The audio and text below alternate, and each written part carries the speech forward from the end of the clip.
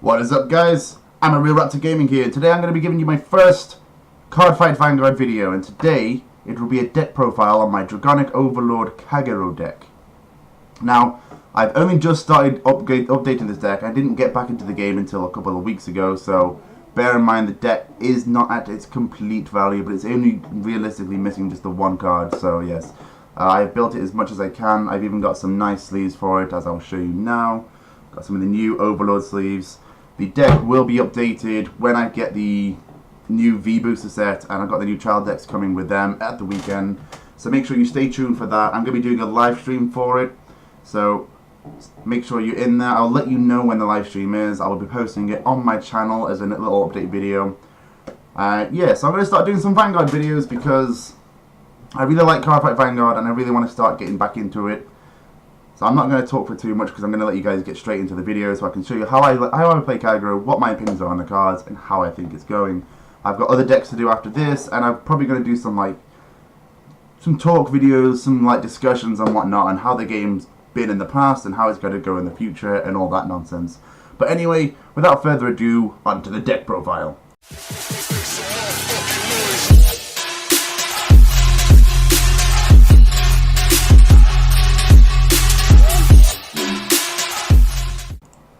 What is up, guys and gals? This is my Kagero deck profile. Now, it is not currently supported for standard since my standard stuff hasn't come yet, but this is basically what it looked like in G format, and I have got ideas of how I'm going to change this deck in the future as soon as my new cards come. But without further ado, let's get straight into the deck profile. Alright, so we're obviously going to start off with the starter. So let me do this.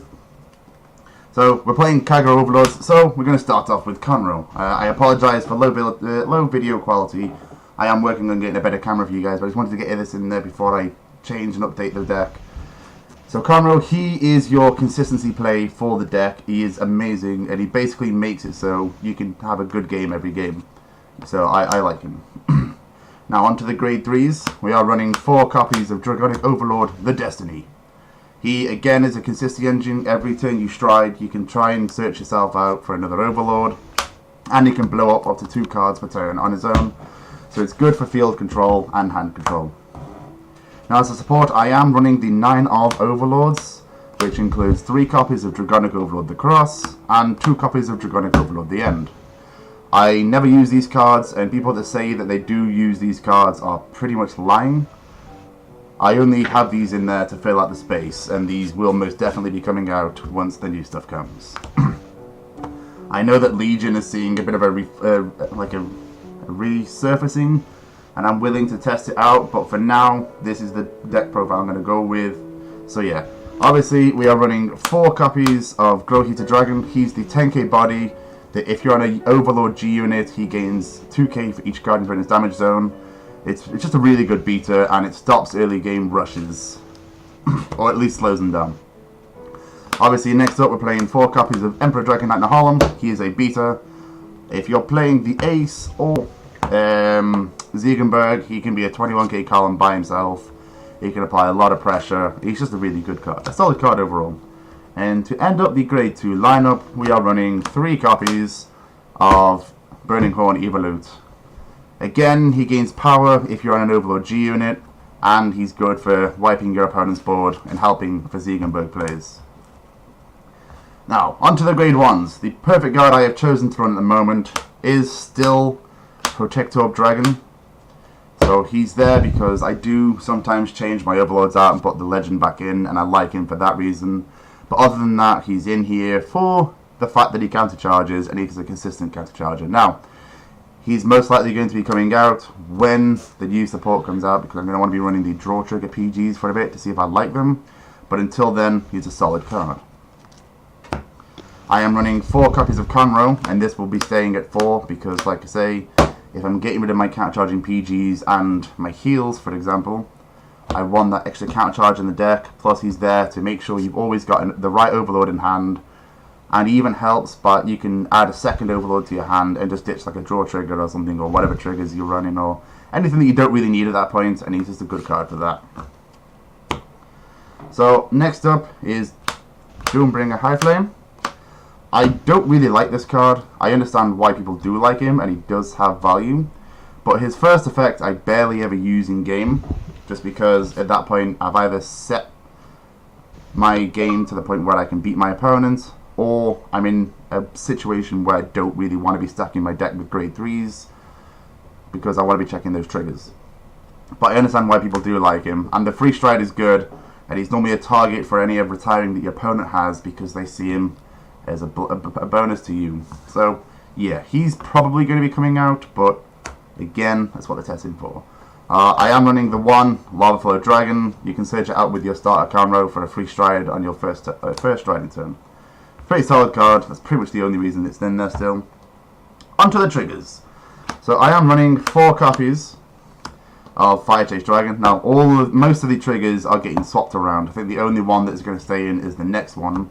So don't take too much into it. It's literally, the only reason I'm running this one is because it has the skill of retiring guards. And it gets on resist as well, which is really nice for those Aquaforce plays. I'm running 3 copies of Inspire Yell Dragon. Makes for some deadly plays. Stand triggers are a thing at the moment. They're really good. I actually like him and hate him at the same time. I'm very inconsistent when it comes to stand triggers. I never see them when I need them. For draw triggers, I am running 4 copies of the Seal Dragon draw trigger, just because it can go into the soul, and it's very good for making magic numbers. The amount of time when your column will end on 18k, 19k, or even 20k, he boosts it up to that extra 3k, and 3k will actually make your opponent drop an extra card most of the time. And to round them up, I'm playing the 1 Gatling Claw, because it's still pretty good, even though I never really use it anymore. It's just nice to have him in there. But again, these are probably going to be leaving. If anything, Gatling Claw may stay, but I doubt it, because I want those 10k boosts. And finally, I'm running 4 copies of Tara. She is brilliant for countercharging. She's got nice artwork, she's shiny. Unfortunately, she's probably going to be going soon for the 20k shields, just because Kagero doesn't really have decent shield values in its G-Zone or in its main deck. So that's always nice. Now onto the G-Zone. Now I am missing 1 card, so please bear with me. And that is a 3rd copy of Dragonic Overlord the Purge. I want to run 3, I only have 2, I'm struggling to get my hands on the 3rd. But this card is definitely a fantastic card. The ability to just instant damage your opponents, and then especially mid to late game he gets quintet drive or quadruple drive. It's fantastic. Adds pressure and it's great. And it's free as well, no counter blasts, which is always fantastic to have in a G unit. Obviously I'm running 3 copies of the Ace at the moment. One of them is replacing the Purge that I'm missing. I don't really use him a lot, but he is good. If you're stuck on Glow Heaters or Evolutes as your rear guards, he's actually better than Ziegenberg for pushing, because when you're on this guy, he will give them their power bonuses, whereas Ziegenberg will not. So that's why I swear by still at least keeping 2 in. So next up is 2 copies of Ziegenberg. It's a restander, and if you play it right, you don't need to discard for it, which just gives it it's just a solid card to have.